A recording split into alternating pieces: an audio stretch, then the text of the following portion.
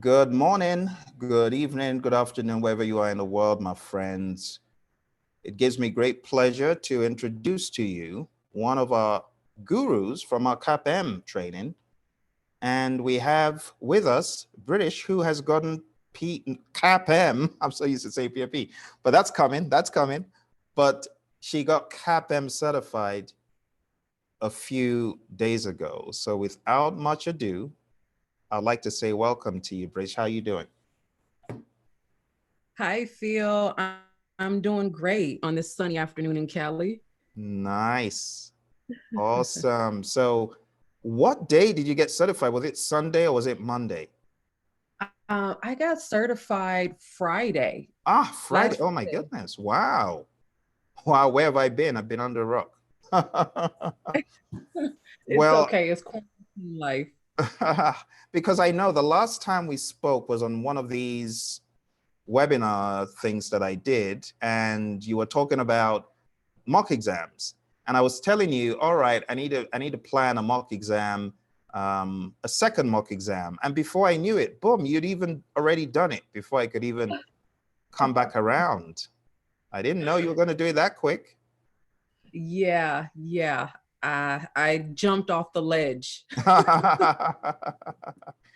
Drank the Kool-Aid and jumped off the ledge. That is really awesome, Brace. So let's talk first of all about what made you do this.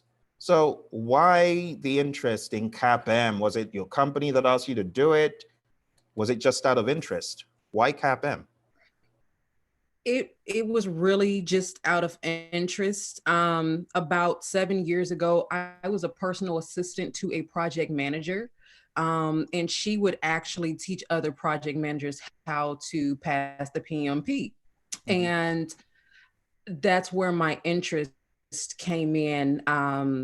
And so I just let time linger. And when I went on to PMI.org, I saw the prerequisites and I said, well, I don't know if I have the required project hours. So I'll go ahead get the CAPM. That way I could really be taken seriously, and my employer can entrust me with projects and then use that as a stepping stone for PMP. That was smart. That's a great idea. That's a great idea. Very nice. So what did you do leading up to, like you came aboard our course? What did you do before that? Actually, I just did a lot of researching, Phil, um, because I didn't want to get it wrong. And I didn't want to spend a ton of money and looking at the reviews and people's, mistakes. They Hmm. spent thousands upon thousands of dollars. And, the lady that I worked for, she told me that you don't have to go to college to get a degree in project management. Um, she didn't do that. She went a shorter route and it's still very fulfilling, still the Mm. same information. So I just did a lot of research and then I stumbled upon Praizion Media and I Mm. researched you for a few weeks and I said, you know what? I think he's the real deal. So I'm going to take my chance with Praizion Media. And you were my first go to. Yeah. Wow. Wow. I am absolutely honored. I remember when you came aboard, and I'm actually taking a look at some of the down memory lane. So I can see the 3rd of January. Yeah. And I've got an email dating back then, but we might have started discussing prior to that. But it was really about the PMBOK guide. And I want to know if you'd gotten the PMBOK guide, 6th edition, which you did. So had you been reading the PMBOK guide before getting into our course a little bit? I had started my journey. I made the decision in November 2019 and I bought the Wow. PIMBOK. I didn't want to piece together things, on the internet, and a lot of the information, it was outdated, like you said.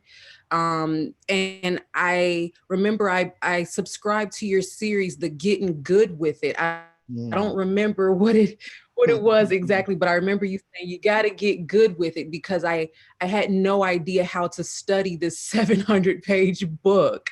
Mm, So I did that before diving head first into your LMS course for the contact hours. gotcha, gotcha. Okay. That explains it. Very nice. All right. So on the next slide here, I've got a few questions I want to ask. So on our LMS, it's broken down by chapter. Did you like study chapter by chapter by chapter? Did you kind of skim around here and there, or did you just go straight through the?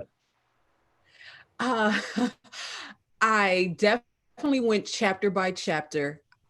Phil, honestly, I read the PMBOK 1.5 times, cover Wow. to cover. Nice.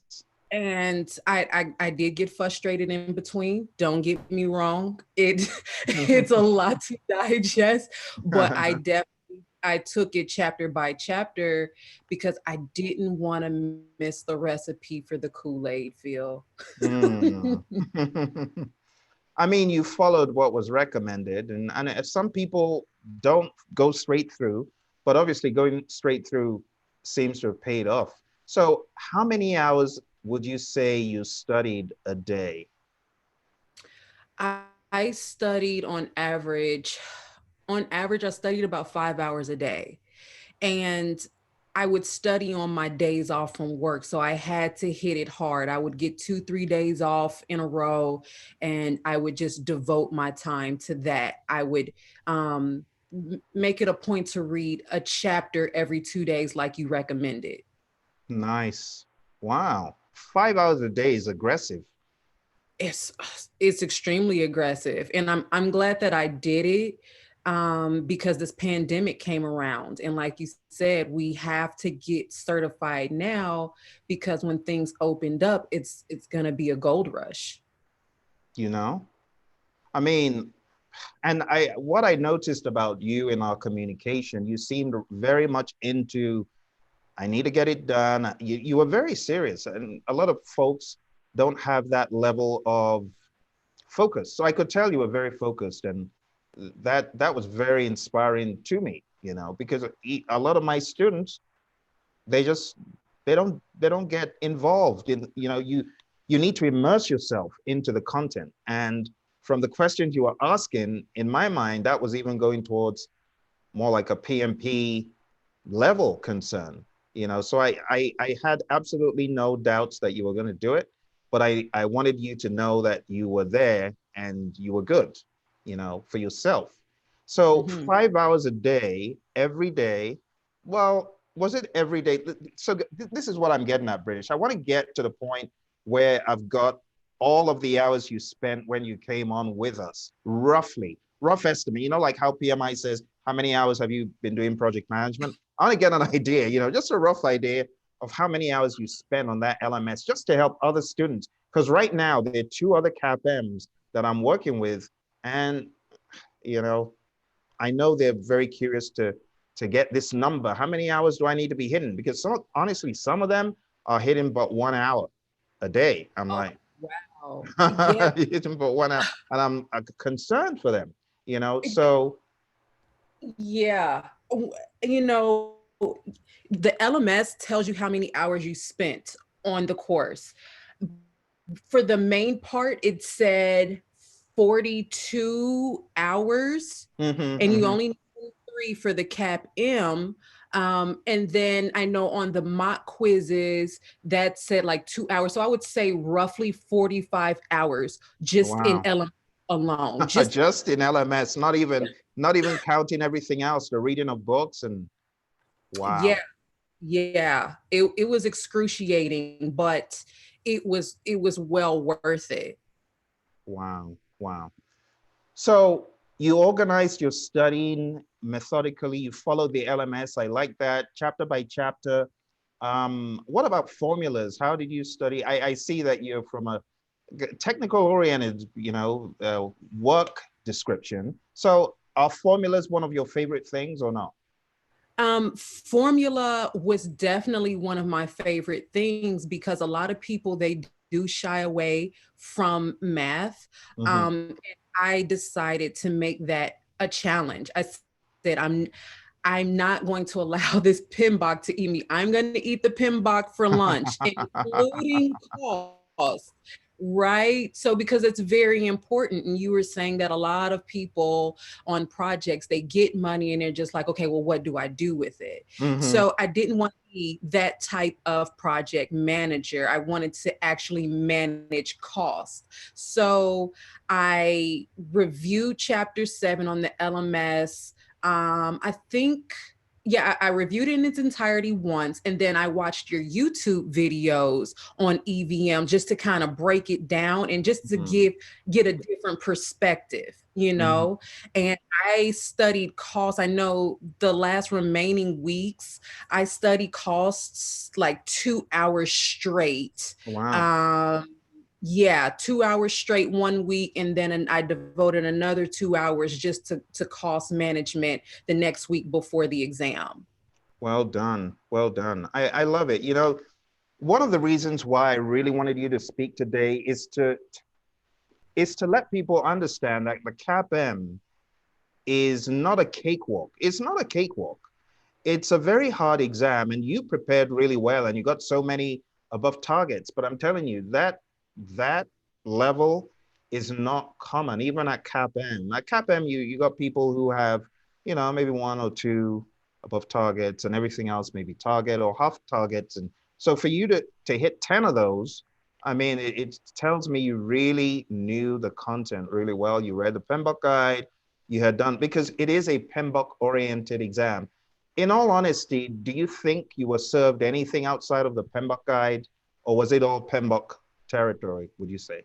It was all PMBOK territory. Like you said, it was really heavy into ITTOs, and I kept seeing the lessons learned from your previous students, and they all said ITTOs, no matter if they were going for CAPM or PMP, and even people outside of Praizion studies, ITTO. So I was getting nervous. I said, you know, I've been looking at all these objectives, and yeah, that's all fine and dandy, but someone said the ITTOs is the recipe for PMBOK, and they're not lying. So if you don't know your ITTOs, you should not sit for the exam. And the process definitions, that was really, really heavily focused. And so I subscribe to your turbo tools and techniques for the Nice, ungrouped. nice. That is definitely a factor. That is so good. I'm so glad you did that. All of these things, they all added up. And wow, you really did some good research, because a lot of people, they get to the first page on the Praizion side and they're like, oh, I'm confused. I don't know what to do. And I'm like, the titles are there. You should know what to do. And like, no, there are too many choices. So, but for you, for you, that was not the case. So for the benefit of those who are watching, what Brish is saying is that she went to click for more products, and she went to this tools and techniques turbo, which goes into all of the ungrouped and grouped tools and techniques, and it just covers them in a methodical fashion. And these are some of the things that she did to get to this point of excellence. And honestly, it's a really, really, really awesome accomplishment, because I took the CAPM in 2011, and then my CAPM came to an end in 2016, and then I took it again. So I've been into the exam hall for CAPM twice, and I'm telling you, anyone that's hearing the sound of my voice, that maybe you're preparing for PMP, if you really want a good run for your time and your money, try the CAPM first. And if you are not getting home runs like ATs on most of these areas, it's a wake-up call that you may not be as ready as you think for PMP. Because in my mind, to go into PMP, you should be licking the plate clean with CAPM, you know, similar to what you did. So people who are not getting over half of them as ATs, I would be concerned, because the PMP will chew them and spit them out. We got a question on YouTube, British, and the question is, which PMBOK guide edition did you use for your CAPM? I used the 6th edition. 6th edition, there you go. So NC Worker is a YouTube subscriber and says, congratulations on earning your CAPM. And Thank you, NC Worker. I remember him from the lives. yeah, Yeah. Him or her, we're not sure. Oh yeah, him or her. You I'm know, on the sorry. web, you never know. You never know who's who on the web. So I've I'm learned my sorry. lesson. I've learned my lesson because one of my students, Fabian, you know, and the word, the name Fabian, it reminds me of Fabian. So I kept calling Fabian he, or referring to Fabian as he. Or Fabian has raised his hand until I saw when she joined our group, it was a lady. I'm like, oh my gosh, I'm so sorry. I've been calling So you him. sorry. So I don't know. I don't know if NC work is a guy or a girl. But Oh, anyway, it's but funny. I do remember them. I remember Yes, them. yes, I know. NC Worker was on the call the last time you were. Yeah. Yes, yes. So yeah, NC Worker. Oh, it's funny. Fabian is actually on. He's actually on the call as well. There's Fabian. NC Worker says, "LOL, I'm a he. You're welcome."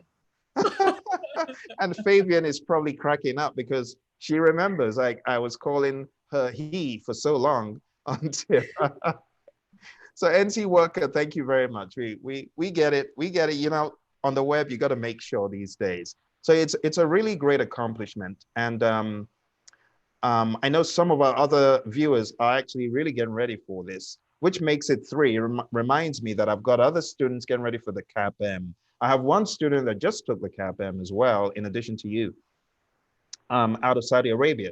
So the formulas, I understand what you did. Let's talk about a week before the exam, because on that call where NC Worker was and you were on that call as well, that was like a week and maybe a half to your exam. Yeah. So Yeah. what did you do in the final week leading up to your exam? What was your study routine, your close, shutting it down and the coup de grace? What was your final step to get ready for the big day?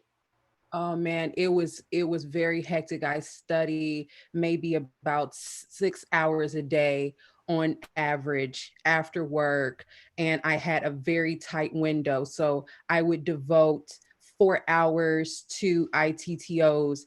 I would devote an hour to objective, and then maybe an hour to review. And then, I would switch it back and forth, but I would really concentrate it on ITTO. Mm. Um, the, you know, so the last week leading up to it, because I had gotten through all of my ITTOs and ungrouped tools and techniques. Uh, I did 2 hours ITTO, 2 hours objective, 2 hour process definitions, and I closed all of my gaps on the mock exam and like other quizzes that I had found from different forms of media. And then the last 2 to 3 days leading up, I recorded every in sub ITTO on my voice recorder on my phone, Oh, and all of you the recorded process yourself, definitions. I British? recorded myself in the Wow. process definitions and benefits. That way I could listen to them over and over and over, even as I slept. Wow. So that's what I did every day leading up into the exam. I really appreciate this honest feedback because 5 hours to 6 hours a day, and then I mean, 5 hours before, then when it came to 1 week too, you doubled down and was spending more time. You know, we got a question from Fabian. Well, first of all, Fabian says, congratulations, and it is wonderful to hear about your journey. Then Fabian says, so how was your endurance during the CAPM? So let's talk about modalities and turning on the computer and doing the whole goofy round the room scan. I mean, did you have to hold your laptop going around the room like you were offering drinks to the wall and showing the wall? I mean, how did you do that? Oh, Phil.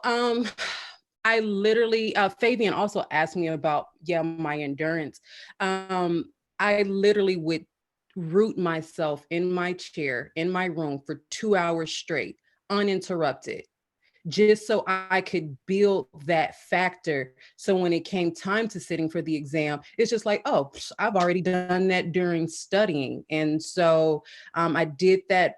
I studied for about 5, 6 hours for like 2 months since we're sheltered in place. Mm. So that for the CAPM exam, sitting for the 2 hours, 2, 3 hours, it was just like I was studying. So that's how I built myself up.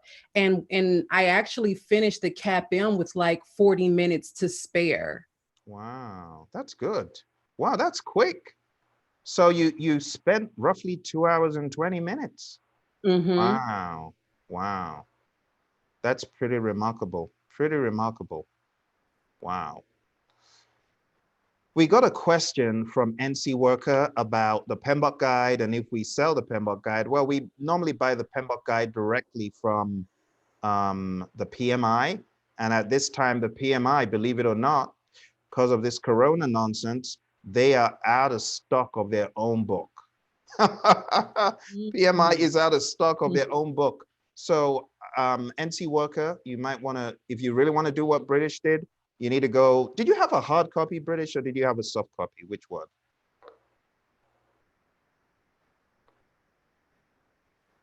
I think I lost you for a second there.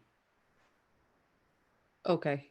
Hello. Oh, there you are. So did you have a hard copy or a soft copy? Oh, I'm sorry. Yeah, I have a hard copy. I bought it back in November. Okay.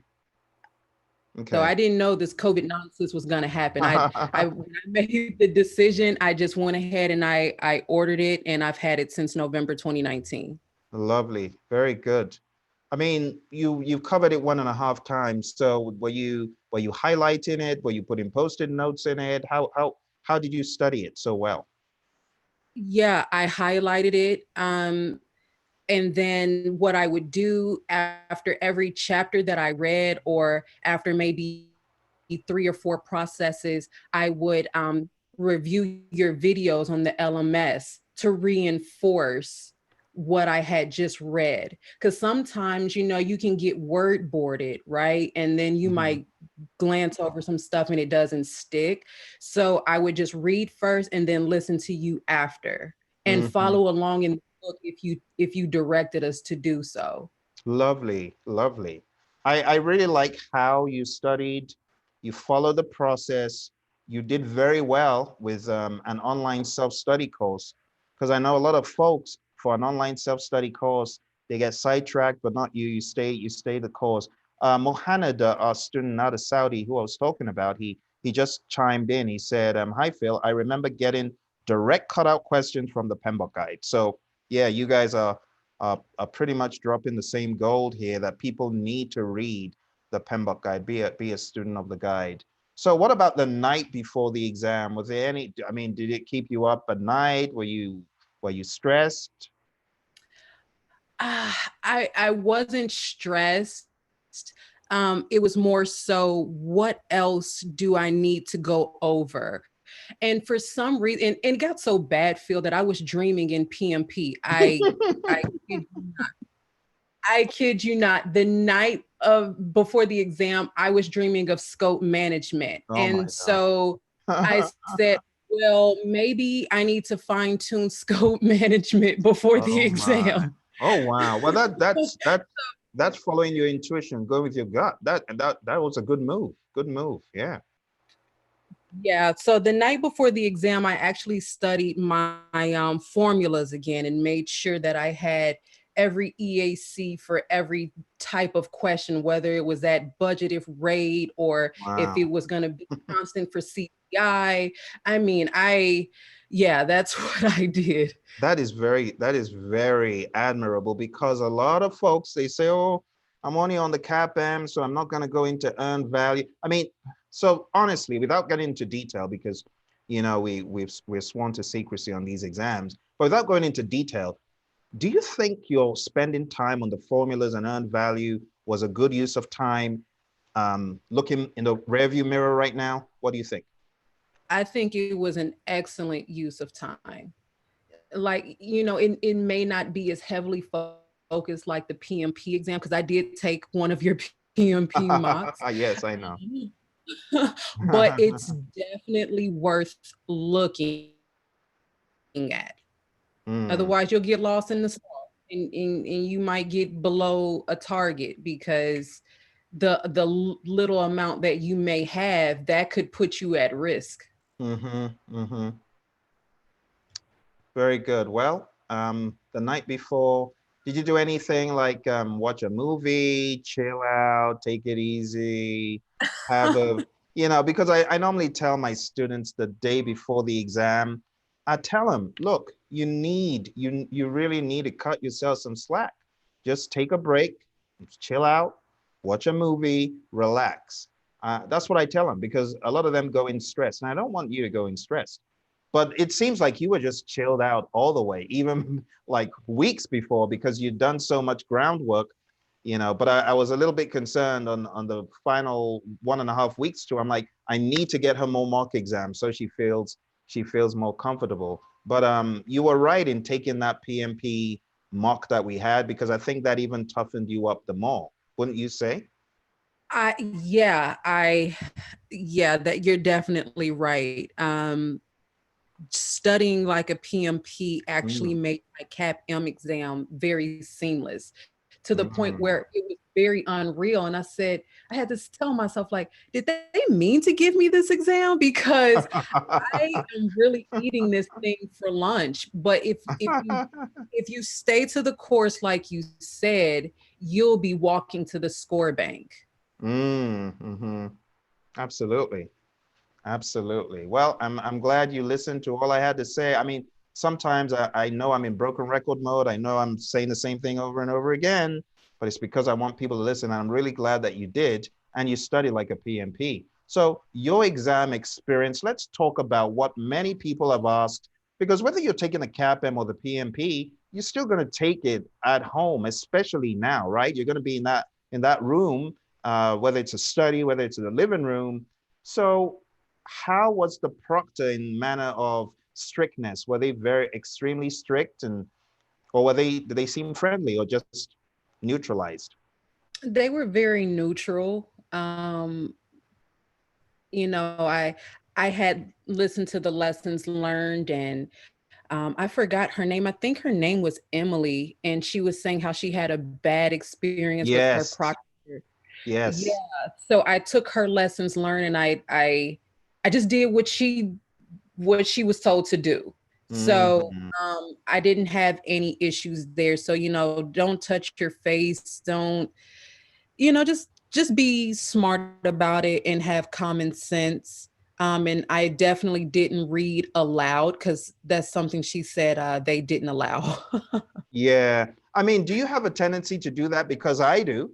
I do. I mean, it's funny because I took a professional exam about 3 weeks before yours, the PSM, um, Ken Schwaber's exam. And as I was taking it, I realized I was talking to myself. I'm like, oh, this is what my student said you shouldn't do during an exam. You shouldn't talk to yourself. But I find myself needing to process it, especially if it's a uh, very hard question. Speaking of hard questions, we just got a chat from Sharigan, one of our friends from France. I hope you guys are doing much better in France. It was crazy a few weeks back with all this lockdown stuff. But Sharigan says, I'm from France. Hi, Phil. Would the PMBOK 7th edition be easier to crack for PMP? Well, let me first of all say that the PMBOK Guide 7th edition is receiving a whole lot of pushback, not only from me, but also from other professionals in the space, because it does not align with what we as professionals believe the PMBOK Guide 7th edition should look like. And as a result, there has been a little bit of controversy on projectmanagement.com. You can go there, check the board. You probably find the post, and you can watch my video where I just went off on them and said, this is ridiculous. This does not make sense. So as far as the 7th edition of the PMBOK Guide, as it is right now, the face of it, I am so opposed to it. I cannot even tell you how opposed I am to it. I'm ready to not even teach from it. I have that much dislike for it. And many of my colleagues, people who've been in the business before me, they just echo the same thing. So as far as that being the exam that you take, don't do it, Sherigan. Don't do it. Run as fast as your legs can carry you to the 6th edition. Get certified while things are still true to what we as professionals believe them to be, how they should be. Um, Principle-based project management cannot sustain a company. It cannot sustain an organization. It cannot sustain the likes of the US Army and the US Air Force and the FBI and NASA, people that have trained. I can tell you, they will fling that so quickly out of the window, it would just be comedic to even bring out such an addition. So the PMI needs to go back to a drawing board, except they go back to a drawing board and except they really are honest with themselves, stop trying to be jack of all trades. Yeah, the 7th edition is just going to be a flop. It's just going to be horrendous. Don't do it, Sherigan. Take the 6th edition. I've often said to people, the 6th edition of the PMBOK guide is almost as good as it could get, but they lacked some stuff from the 5th, you know. But I'm really glad you took the 6th edition, British, because the 7th is just going to be horrendous if they do not change their course of action. So let's keep talking about the exam. You're in this room. You're not allowed to drink any water. Did you have any water or snacks? No, no water, no snacks.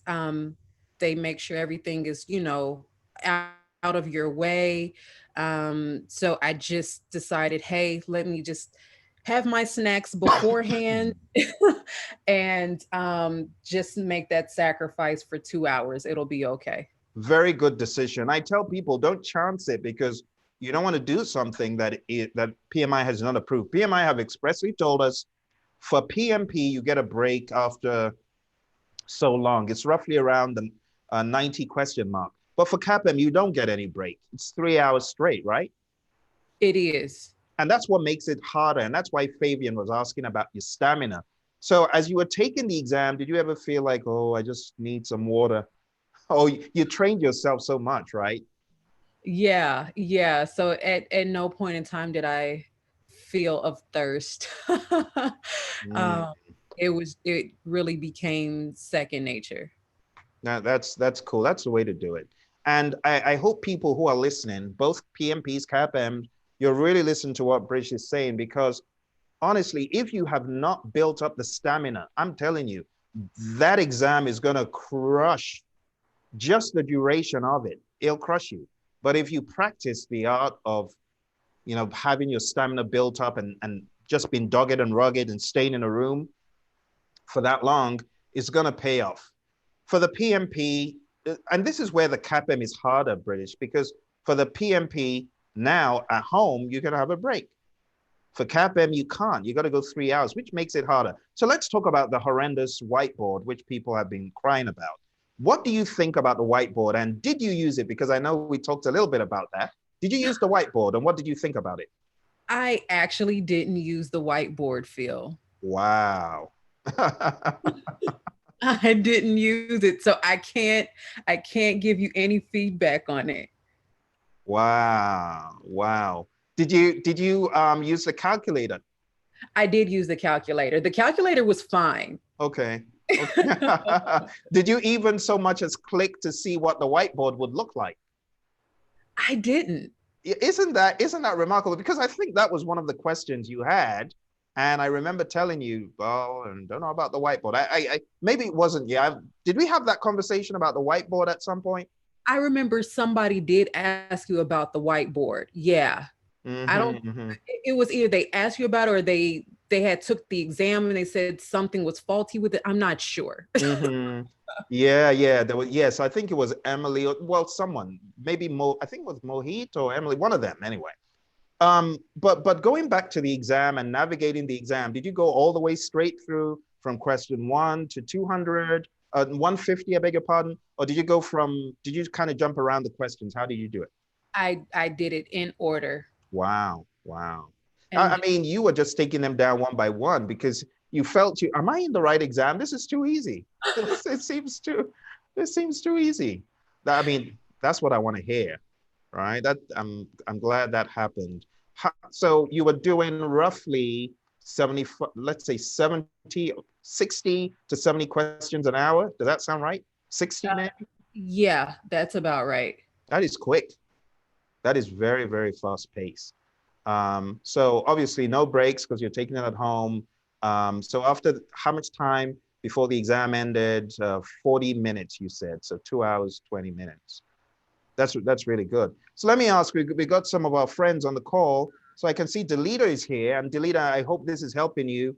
Tony, I hope this is helping you as well. These are our awesome Monday, Wednesday, Friday, and some Saturday friends who are on the Zoom. Mohanad, you do know that we posted the link in the Zoom for Zoom in the group, the Facebook group. So if you want to join us on Zoom, you're free to, Mohanad. It's there in the group. But Mohanad says, me too, I was surprised when they rejected my break request for water. Yeah, they're pretty savage. So Mohanad says, the audio digest really helped me. I remember answering questions by remembering your voice. It's funny. Thank you, Mohanad. I get that a lot. Some students say, Phil, I actually heard you telling me the answers on the exam. I'm like, that ain't me. That's God helping you.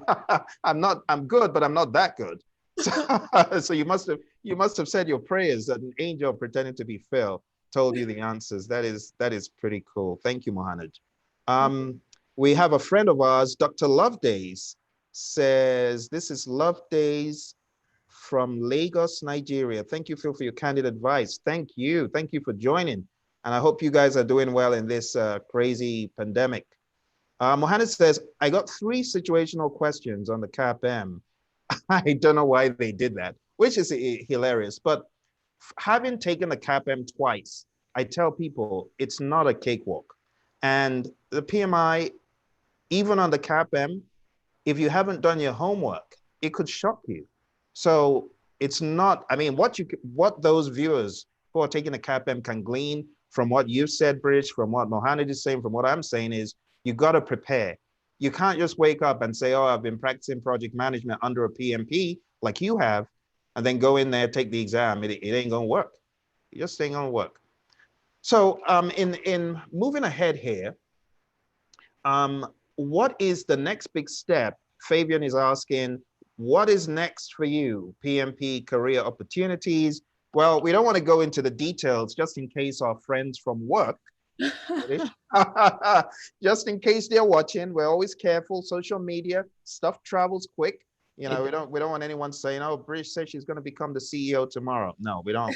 So so we'll take that offline. But what I can say, based on my experience, and I'll just speak from the experience of a student I trained.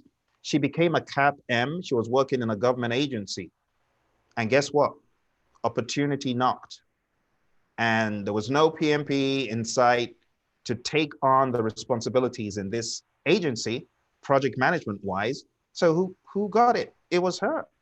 It was her. She was a student from a company that is now defunct. They were bought by General Dynamics. They're called Vangent. So this student of mine from Vangent, she got CAPM certified, and she became one of the top project management resources in her firm, and basically leading a department for years. I mean, it got to the point she's like, Phil, I think I need to take the PMP. But she was so highly placed in the firm because of the CAPM. And I often tell people, it's not about CAPM or PMP. No, it's about what you can do with either one. So if you got the CAPM, you got to think about it. You got to think about the fact that you are a certified associate in project management. You're certified. That speaks volumes. You can go anywhere and say, I belong to a body of people that have proven themselves to be proficient in this standard, to understand the standard. And people listen. When you know what you're talking about, people listen. So my advice to anyone, any CAPM, is take it to the next level, and take it to the next level before your 5 years are up. Because guess what? You have to do what I did. Take the CAPM again in 5 years. No, you want to use these 5 years as a build-up to go into the next level, getting PMP certified after the CAPM, or getting into RMP or the SP, or maybe the BA, the business analysis certification, or you know what, the ACP. But you know what, Brish, you know what I would advise? I would advise from a mentoring perspective, I would say go for the CSM. Have you heard of the CSM? It's very vague. So the certified Scrum Master is an Agile-oriented certification. Yeah. And I'm not sure if you guys were given well, let me not say I'm not sure. I can put money on it that you got some covert or overt agile questions on the CAPM. There was a, let me tell you, if you don't study your agile, you will get lost in the sauce. Absolutely. Absolutely. There was a lot of Absolutely. questions related to agile. Thank you. Thank you for corroborating that because a lot of people don't know. And you remember, didn't we talk about the CAPM handbook, British, on one of those calls we had? You remember we talked about that? We did, and the objectives, they are so heavily aligned. So you really have to focus on what they say. You can't Mm. deviate from the plan, because if you do it by yourself, Hmm. you will be out on that raft by yourself. With the sharks milling around you, the sharks getting ready to strike. So let me remind people what we're talking about. So I meant to say CAPM exam content outline. Okay, the handbook is different, but the content outline, I actually went over this on a call um, with not just British, but there were other folks on the call as well. But this is the blueprint on which the CAPM exam is based. I'm going to put the link in the chat, but at the same time, let me also let you know that the PMP has a similar outline. You need to read your outlines. And the reason why I'm showing this to you, if you scroll down, you begin to see mention being made of Agile. You see, Agile begins to emerge in this document, knowledge area by knowledge area. So let me look for an example for you here. Agile. There we go. Stand right at me. Understand project scope management for agile/adaptive projects, including the use of prototypes. So I'm really glad you listened. Did you come across the videos in our LMS for agile? Had I some. did. I did. I watched the videos. I even watched the Scrum videos. I did the whole LMS course. Wow. And I Wow. even attempted the PMP mock exam alongside my CAPM mock exam. Wow. So those folks listening, Tony, Delita, you know, well, we did the agile stuff with Roy, but as a good refresh, in addition to all the agile stuff we did, the 6 hours or 7 hours we did with Roy, there is also this curriculum that British is talking about in our LMS. So if you go down to the bottom of the LMS, all the stuff she's talking about, it's there. It's very, very succinct, but it will give you clarity about what Agile is. And I'm really glad you did that because it would have been bad going in there blind. Can you imagine going in there without any Agile awareness? Oh yeah, that would have been really tough for me. I remember Emily's lessons learned, and she said she wished she had focused more on agile. Yes, she passed, but she felt like she should have studied agile a little bit more. Mm-hmm, mm-hmm. I mean, we see the trend. PMI, this is one of the things that they did get right. And, you know, for the sake of those watching, I mean, because I know some folks do not know that this thing exists. So I really want to drive it home. This is the Agile Practice Guide, okay? The Agile Practice Guide.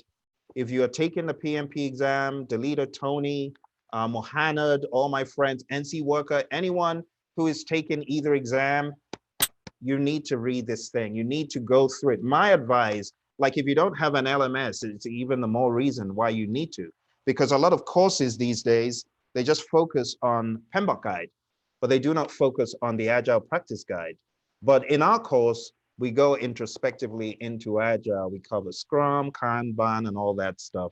So if you're not doing that, my advice to you is to read it and do what British is advising you to do. Go over the stuff, know the content in Agile, and you'll be a lot happier you did. You know, so let me copy this link and share it. And I really appreciate your time. I know we didn't expect to go this long talking about all this stuff, but I need to respect your time because I know that you are busy. And Oh, it's okay. I actually enjoy giving this feedback to help people, because I aw, received so much feedback from, others. So however long you need me, feel I'm aw, here. Oh, thank you so much. And you were a really good student because you didn't just stay on the LMS, you also engaged on YouTube. So even though you were studying with us on the learning management system via Praizion.com, you were still very, very tuned in to the channel, which was awesome. We got a comment here from NC Worker. So you cannot take a 10-minute break? Do they prepare you or tell you that you cannot leave before the exam? Yes, the expectations are pretty clear cut. Aren't they, British? What would you say? Yes, very clear. Yeah. And NC Worker says, so would it be best to get your CSM before your CAPM? I would say go for the CAPM and then go for CSM. To be perfectly honest with you, I think the effort for CAPM is a lot more. It's a lot more. It's first of all, the exam is governed a lot tighter. The CSM, you can take your exam after the course, at home, but you're not being proctored by someone behind a glass window or someone from behind the other side of the lens. So there's a lot less pressure. I got done with my CSM. I took my exam right there in the class before I went home. I didn't have to. I could take it 2 days later. I could take it later, but it was so straightforward because we had so much hands-on training that the answers were very obvious, NC Worker. So I would say go for CAPM first. Mohammed says the CAPM makes you pay attention on tailoring considerations, which a lot of people don't pay. That's true. So knowing page 89, was that one of your favorite pages, British? Did you pay attention to? Oh man, that was one of my favorite pages, along with page 25. I love it. In the mothership, page what is it, 686 to 694? Yeah, my faves. Oh dear, you definitely drank the Kool-Aid. All of those Phil-isms that no one else uses. The mothership. Yeah, you got to go back to the mothership, just like the little aliens. Everything leads back into the mothership. Everything, everything. Mohammed says, I close my gap for tailoring considerations for each knowledge. Very good. Oh, very good. So, my friends, the tailoring considerations for Agile that he's talking about, the CTTCs, concepts, trends, tailoring, and consideration for Agile. If you guys aren't paying attention to it, please do so. It's just a good reminder, all right? Delita, Tony, in the PMBOK guide, the CTTCs, read them, okay? And in the PMBOK guide, you've got many, many little areas like page 89, page 25 that Brish has mentioned, and then page 686, all these things she's talking about. Same thing for PMP. Those we need to pay attention to. Great. All right. Let's see what else we have. They say hindsight is 2020. So for those friends of ours who are taking you did, honestly, I think you did everything really well. And then you went the extra mile to take the PMP level mock exams. But do you have any hindsight for those who may be taking the exam? What would you do anything differently? I would not do anything differently. No, I would follow your orders as prescribed. I would not do anything differently. Thank you, Brish. We have a chat from Chantel, one of our friends on YouTube. And Chantel says, I'm glad I called this live. I'm currently studying for my CAPM and this dialogue is valuable. Thank you all. Well, thank you for chatting in. I love dialogue like this. And that's what I craved when I was taking my exam. I didn't have it. I didn't have it. In fact, why did I go ahead and take the CAPM? I went ahead to take the CAPM because the noise levels from my students were very high about how hard the exam was. I'm like, come on, it's not that bad. Until I went in, I'm like, uh-oh, this is probably why they said it was hard, because it's not a cakewalk. No matter how good you are, I even throw the challenge out to PMPs. No matter how good you think you are, the CAPM, because it's a definition-based exam, to get so many above targets, as many as 10, 11, 12, 13. I mean, it's hard. It's hard. For you to get more than half above targets, it means that you definitely were not just twiddling your thumbs. You were definitely doing something worthy of of recommendation. So Delita says, this is good stuff. Thanks so much. Oh, you're welcome, Delita. You're welcome. Thank you. You're very, very, very kind.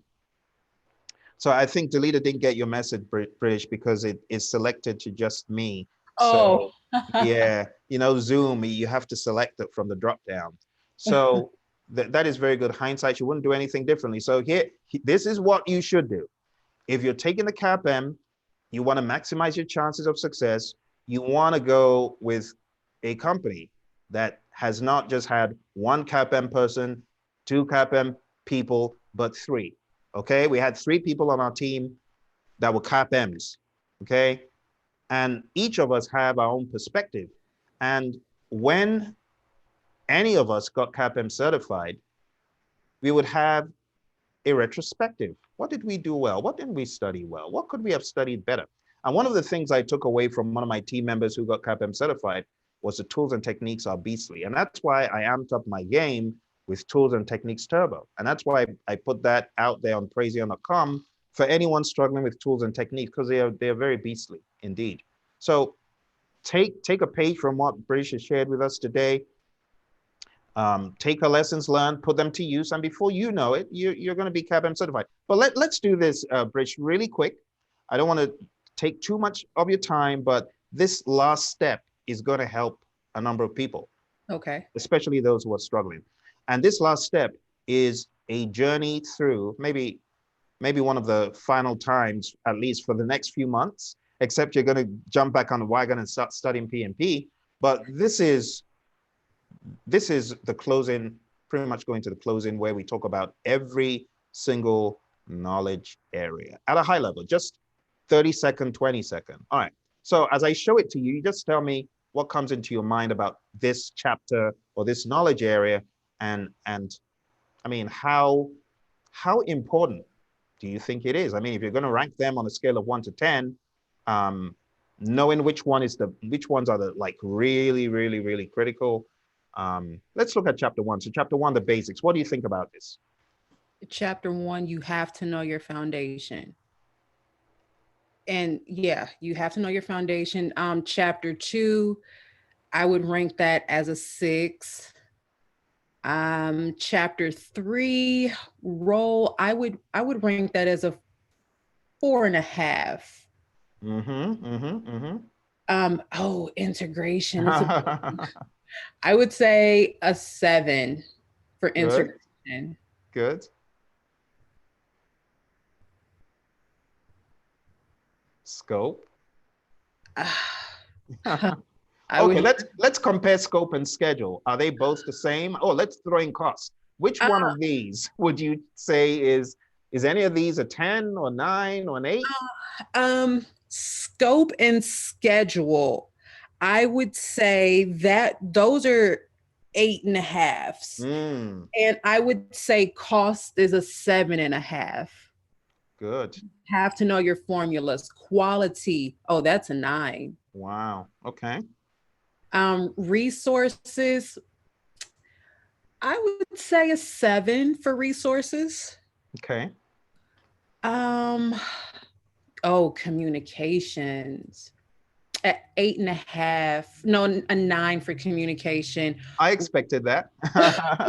Risk is a 10. The big bad boy. Yes. Oh man, risk is a 10. Yeah. Isn't it beastly? The 7-headed beast. That's what it is. And let's see.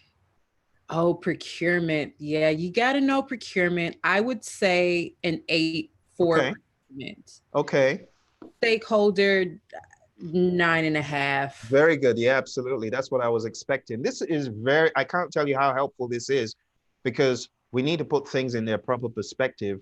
And if I was a student, I'd just be doing backflips right now, doing flips, because it just helps you focus, hearing from someone who has been there very recently and done it, and not just done it, but did it in a really, really big way, All right, final run without going into a rabbit trail. You knew page 25 so well that you didn't even need to do a brain dump. You didn't even need to use the whiteboard one time on your exam, right?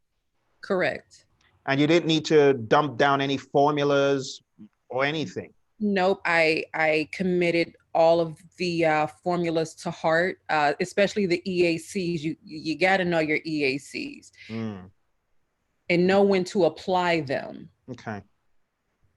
Great, great, great. EACs. I keep telling people, you're not exempt from earned value. You're not exempt from formulas because you're taking the CAPM. I remember a student that said that he or she was hit with a TCPI as a question, the first question. I'm like, wow, that's savage. A TCPI question as number one. Absolutely. Yeah. And also your beta and triangular. Ooh, wow. See, my friends, see what I'm telling you? PMI, they ain't gonna take no prisoners. You gotta know this stuff. So typical FAQs, did you read the PMBOK guide? Yes, one Yes, and you a half did. times. One and a half. Okay. How many hours do I need to, do you think you overdid it? Because you were studying 5 to 6 hours a day all throughout. That's awesome velocity. Do you think you overdid it, or are you happy with the level that you went? You wouldn't change the level, would you? I wouldn't change the level. No. You Okay. have to over prepare. You like you said, you can't take any prisoners. I think that's what you said. Yes, absolutely. Take no prisoners. Take no prisoners. So, I mean, Brish, we've got another question here about how many additional books do I need? So you got the PDF copy of the Essentials book, the I blue one. did. Yeah. And that the only additional complimentary thing that, because you had the PMBOK guide, which you read, which was king, then you had this. Did you throw in any other literature that you would say, I mean, would you do that again, or would you just stick to the PMBOK guide and nothing else? No, I definitely would complement with the PD Essentials. It definitely put things into perspective because it eliminated a lot of jargon. And so it helped you to connect the dots. So when you did go back to the PMBOK, you're like, oh, I know what they're talking about because it's now in my level of speak, and not to say that we're dumb or anything, but it just alleviates the headache. Absolutely, absolutely. So for those who are not on the bandwagon, we have a book called Project Management Essentials. Our students get a PDF copy of this, and the book just helps you cut out the crud. I just say it's cutting out the crud and helping you get straight to the language that you need to know most. So that was another thing that we had in our FAQs. And then you've already talked about formulas. I do not know maths very much. No, you should know your formulas. Should I delay my exam? Were you tempted to delay your exam at all? I was tempted to delay my exam, but by the time I realized it, I couldn't revoke it. 48 hours was over. And I said, I'm just going to jump off the ledge because if I push this exam back, I might not do it.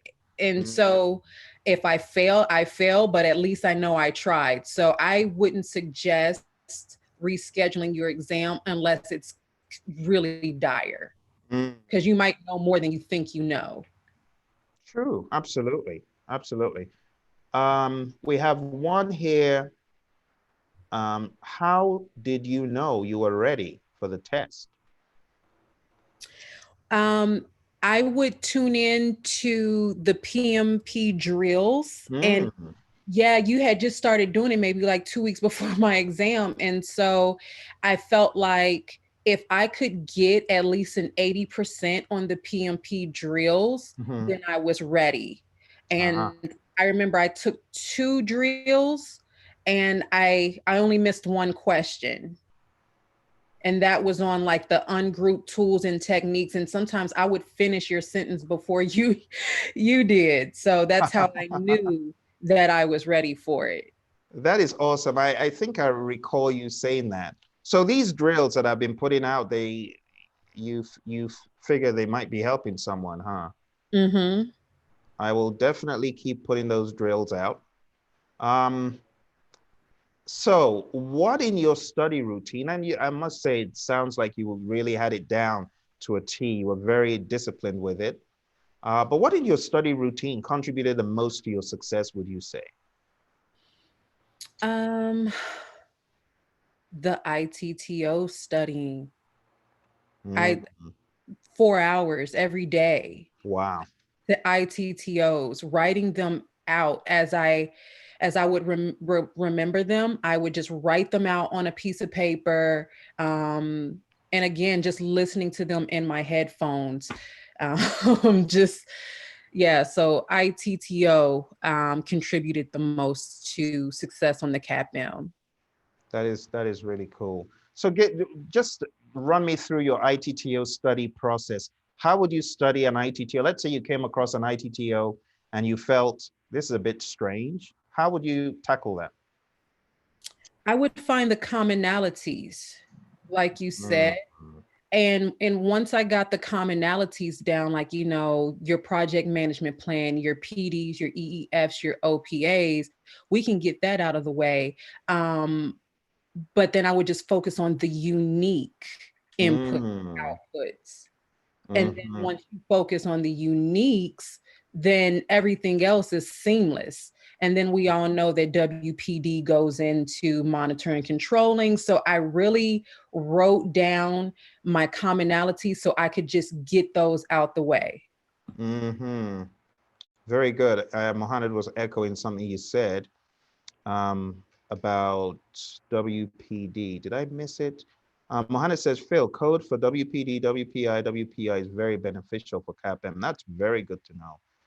So thanks for sharing that, British. So Chantel says, perfect. Can you post a link to which course? Yes, that's the course. That's the course our PMP champion, CAPM champion signed up for. Maybe you are going to take the PMP in a few months. I would hope so. Yeah, I don't want to lose the momentum because Exactly. honestly, after I took the exam, I said, okay, well, what do I do now? There you go. And you don't want to lose the momentum. So without expressly saying, oh, do it exactly how someone else did. No. But one of our students came on and did very, very well on the CAPM exam, like you did. I mean, ATs, just, and you might have witnessed this student give his lessons learned. His name's Krishnan. He's out of India. But Krishnan got CAPM certified. And I mean, 5-star, just killed the CAPM. Then after about, I want to say 7 or 8 months, started studying with us again and did equal damage on the PMP with 5 ATs. I'm Mm. like, my goodness, how on earth did you pull this off? Like, you didn't even take a break. You come back in like how many months and done it? And he said, Phil, actually what I did when I was a CAPM, I was teaching my company all that I had learned from the PMBOK guide. See? Okay. And at the end of the day, after training his department to imbibe, to channel the PMBOK guide in their projects, and basically all of those. Have you been to that website, British, that I normally tell people to go to, the CDC website? Did you ever check that out? I think CD. I did. I think I skimmed through it. Nice, nice. So now that you're PMP or CAPM, I keep saying you're PMP. Now that you're CAPM, you're definitely going to be a PMP at this rate by the time I keep confessing it. But going to this site from CDC, I would say start playing around there and looking at how you can pragmatize what you've learned. Because if you take a look here, and I'll chat the link in, but if you take a look here, you can see there are so many documents that echo what you have mastered. Business cases, project charter, change log, change management plan, a light version of the project charter, communications, planning documents, many, many things. So I'm not sure how much of this stuff you guys do in your workplace, but if you ever needed documents to run a project, this is where you can go get stuff, tailor it to whatever you're working on. So for anyone who is out there on YouTube as well, wondering, all right, when I get CAPM certified, how do I pragmatize it? You can go to that link. So yeah, I would be more than happy to work with you on towards PMP, and I'm hoping that your firm encourages you as well. to go in that direction. But whatever you choose to do, CSM, PMP, anything, you know that I will always give you my 2 cents and support you. And I really, really appreciate you taking this time. A lot of students, they get certified, they do not come back to share lessons learned. Like, oh, yay, I'm a PMP, that's it, or I'm a CAPM. And you never hear from them ever again, ever. You know, and some of them even, they pretend they didn't get my email asking them, can you share lessons learned? And I'm like, you're only helping your colleagues. I've got 100 of these videos, but this is a way to give back. And I believe in paying forward, you know, and that's exactly what you've done. So I want to say a big thank you to you. For those who are PMPs, they usually get PDUs, but you don't get PDUs because you don't need PDUs for your CAPM. You need to do it again. That's the thing, which is why I'm trying to sell that you do the PMP so that you don't do this again in 5 years. You know what I mean? Yes, that is definitely the next step. PMP, absolutely. There you go. There you go. But honestly, with, like I said, with CAPM, you know, you can do absolutely massive things. Like I told you of this student out of the company Vangent, who went on to work for an agency and did big things, great things with rave reviews. I mean, people are like, wow, you really know what you're doing. You really have structure. You really, so it's not about the certification, but I just don't want people to have to do this over and over again. It's good to do it once and that's it, you know? So Right. that were my 2 cents. Well, thank you, Phil. Thank you for having me. Oh, thank you so much. And just so you know, we've got a rather interesting Thursday meeting with one of our friends in the United Kingdom. His name is Dr. David Hilson. We call him the Risk Doctor. And we have a session right here. I'm going to show it to you on the screen. We have a session and it's called Emerging from Lockdown. A risk-based perspective. Yeah, we're gonna approach the idea of emerging from lockdown. Should we? Does it make sense? Should we do this at the personal level? Should we do this at the business level? What about the environmental level? I mean, the social level. Should we do this? How should we go about our emerging from lockdown? And we're going to take a look at the terms that you studied for your exam. You know, risk attitude, risk capacity, risk seeking, risk averse, you know, things like that. We're going to really address the intelligence or the folly, you know, of how people are emerging from lockdown. Is this good? Is this a great idea? From a positive risk perspective, from a negative risk perspective. So that's something you might be interested in. And I'll send you the link. I'll paste it up on LinkedIn and also remind you. And I don't know if you got colleagues who may want to join that, but yeah. So do you have any questions for me after being so helpful to our PM community here and sharing these great lessons learned? Yeah, I wanted to know, when do you think I should start studying for the PMP? Because I know that you have to have so many project hours on it, and I don't know if I will be able to make that by the time chapter 7th edition comes out. So yeah, just what's your perspective on that? Great question. Well, this is the timetable. Right now, we are in supposed review of the first part of the 7th edition, but it received so many comments. Maybe in another video, I will share with people what one of our colleagues on projectmanagement.com has to say about this whole thing.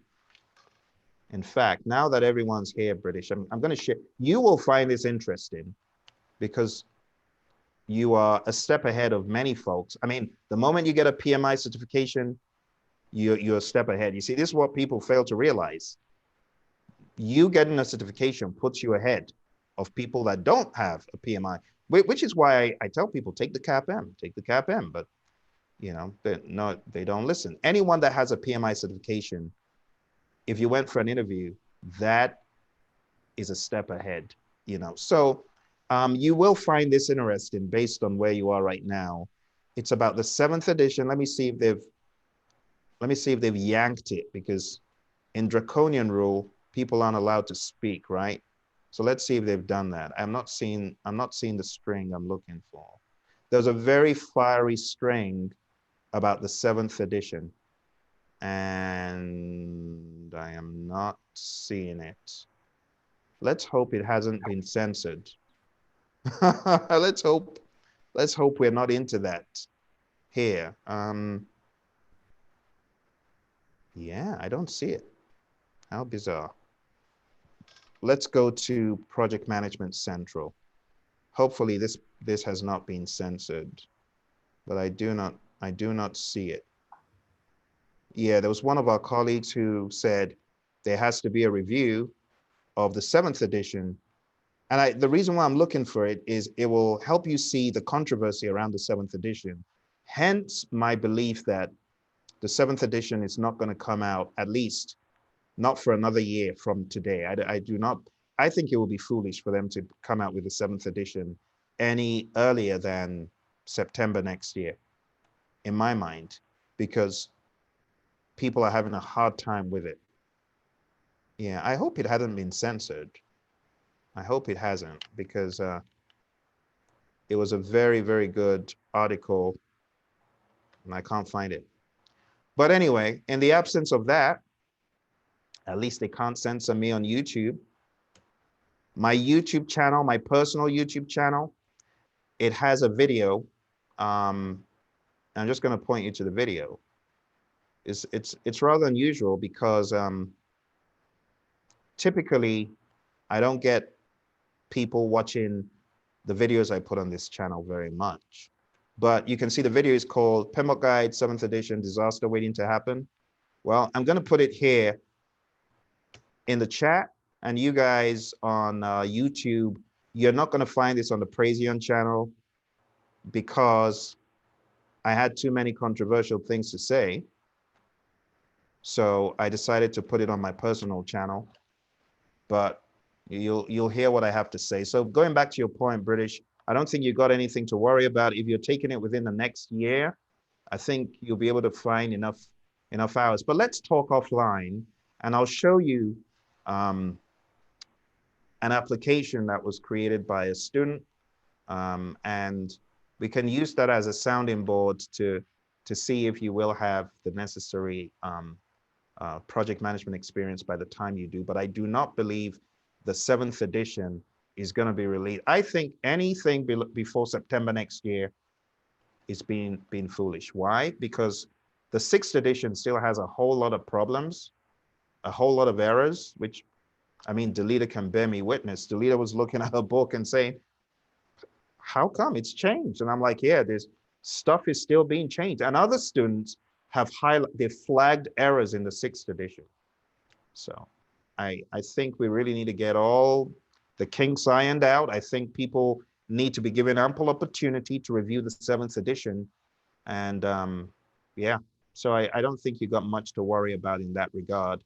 But do you guys use Agile at work? It seemed that it would be nice for your work to use Agile because you're into technical stuff, right? I am. And yes, we do use Agile a lot because we're a startup. So yeah, highly, highly dynamic. So I annotate software for self-driving semi-trucks. Yeah. Wow. So it's a lot of changes and a lot of movement. Wow. Wow. That sounds like a lot of fun. So yeah, Agile. Honestly, I would go for the CSM if I were you next. And the CSM, you don't need to retake the exam again and again. You take it one time and then you just renew. They tell you when it's time to renew. The Scrum Alliance tells you, and that's it. The thing about it though is it costs a little bit more than, well, let me say, costs 5 times more than the CAPM so you go through a training and you take the exam, and it's usually in the region of $1,000 to 1.5. But in this recent pandemic, they've been making stuff available for less than $1,000, like 900 or 800. I think I've seen some that are that low. So, not a bad idea. Not a bad idea to go for it. But whatever you choose to do, you know I will be supporting you. Chantel says, great resource to visualize what we'll be doing in the real world. Yes, isn't it, Chantel? Absolutely. Mohammed says, they were playing a game for managed communication versus monitor communication versus managed stakeholder engagement versus monitor stakeholder engagement, but Phil saved my behind, to put it mildly. I think, Mohammed, I think that's why your comment was censored, because they didn't like the word you used.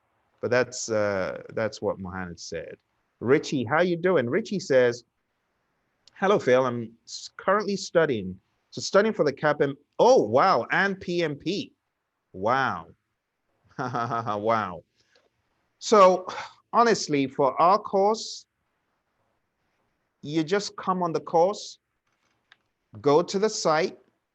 And like I always tell students, people say, Phil, can I get something different? I'm like, honestly, all our students, they're all handled the same way. So what you see is what you get. There's no additional like coupons or anything. If there was, we'll let you know. It's already ridiculously subsidized, because the level of expertise in this, it's not just a voice talent talking to you. I train most of it, you see. And those who have taken other courses, you see, it's people who are knowledgeable. It's either me training it, or Roy training the Agile piece, or Emily training along with me, or an experienced person who is a PMP, like Pat, my buddy who was in the US Army. We deliver the training, and we are all PMPs, and we don't mess around. We know what we're doing. So if you go over here to PMP Exam Self-Study course, and click on that, it's going to lead you to this link. So all the people that you see training for Praizion, they're seasoned people. They've been in the real world. You know, another of my buddies, Colonel Crail, Marine, you know, retired. Those are the kind of people. Jerry, who works for the Department of Transport. Very few people, you know, train this stuff for us, because we only use seasoned individuals. Or you might have called any of our PMP bosses who have given lessons learned. These are people that I know have been there and done it. You know, as you heard what British does, that job is not a cakewalk. So that, I mean, she knows her stuff. She's not someone just playing around, you know, and that is why the course is what it is. So if you take a look, it starts at 150, right? 150 for a week, but then you can get a month for 175, or you could get 3 months for 375, or 6 months. But what I typically tell people is look at it as an investment in yourself, because you don't want to play games with the money you pay to the PMI.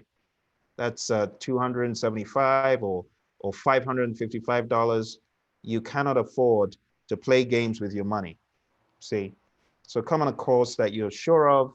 You're going to get a lot of hand holding. You're going to get a lot of, you know, advice and things such as that. Oh, Tony got his CSM 2 years ago. Very good, Tony. Awesome. That was a good move for sure. Very good move. Let's see. So you have the 35 hours. Yeah, that's pretty much it. But you know what? We've got so many other courses, Richie. So on our website, we don't just have the PMP 35-hour course. We also have extras that you can get if you want. So let me show you where that is. If you go to the Praizion site and scroll down, click for more products, there is something here for almost everyone who is at a different stage in their PMP, right? So there's a 35-hour course. We have a 16-hour rapid review, which is on demand. You could get this by clicking. It will take you to Vimeo. We've got an 18-hour download audio for those people who learn predominantly by audio, solidly by audio. And then we've got Understanding the Guide, which is what British talked about in the beginning. This was, isn't it? It's this one you took in the very beginning, I think. Yeah, that's the one. Yeah, yeah. So, I mean, you did your research. Anyone watching that feels, oh, I don't want to do a 35-hour course. Well, there's something here for everyone. So if you feel you need to kick the tires for your tools and techniques, then you want to do Tools and Techniques Turbo. If you feel you're a beginner and you're not even at level to start CAPM, then do project management night school, you know?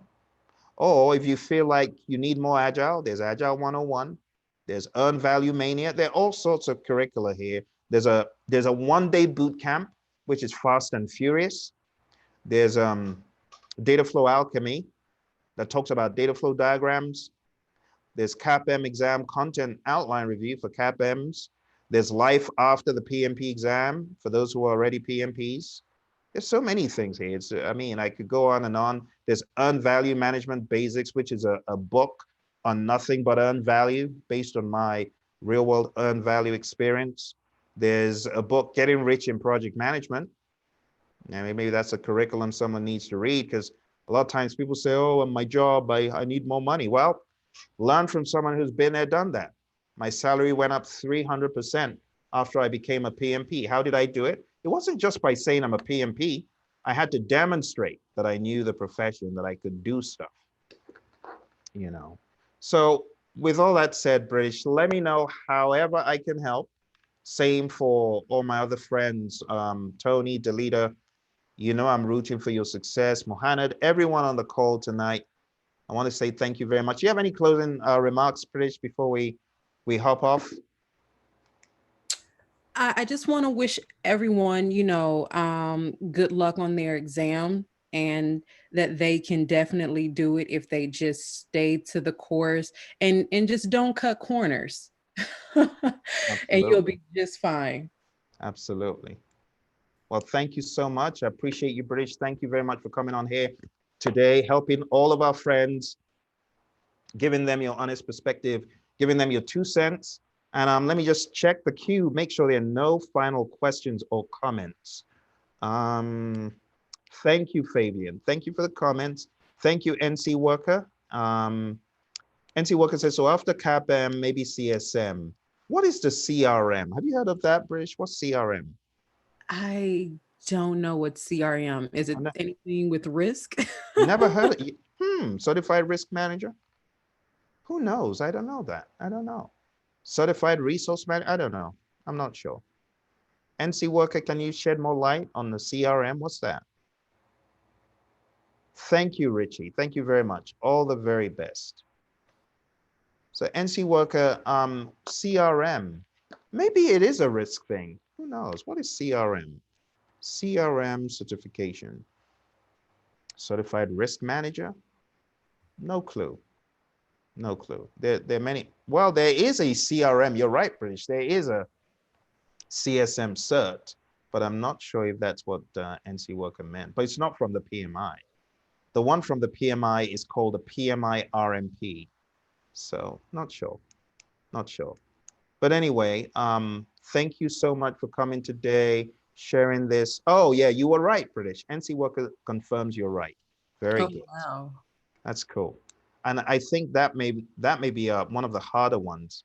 I recall seeing that, you know, on the web.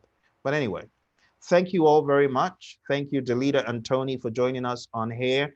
If you guys have questions on the Zoom, don't go off, don't run off. We can answer any questions that you've got. But for now, we're going to say goodbye to our YouTube viewers. Thank you all very much. And we'll see you guys hopefully very soon. Again, thank you to our awesome speaker for tonight and sharing this wealth of knowledge about the CAPM exam. And we wish you all the best. Take care and bye for now.